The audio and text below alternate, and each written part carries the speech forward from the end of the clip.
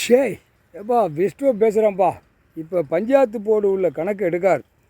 Panchayat board தேர்தல், panchayat board ward வரைக்கும் பிரித்து ஒவ்வொரு வார்டுகளாக நியமித்து வீல் சேரில் உட்காந்து கூட்டம் கூட்டமாக பஞ்சாயத்து போர்டில் போட்டு பூமியை அழித்து கொண்டே இருக்கான்.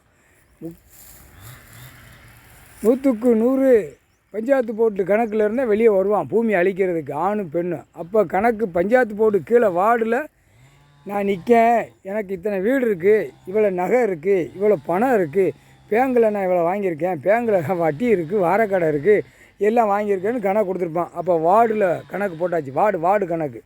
வார்டு கணக்கு போட்ட உடனே வார்டில் உள்ள பூரா தூக்குவார். வார்டில் இருக்கான்ல, இப்போ அரசியல்வாதி தூக்குதார். இப்போ கணக்கு எதுக்குடா இந்த வேலை, உங்களுக்கு உழைக்கிறதுக்கு பூமியை கொடுத்துருக்கேன், விவசாயம் பண்ணிக்க முடியும், சாப்பிட்டு பேசாமல் பொத்தி போங்கடான்னு சொல்லுதார்.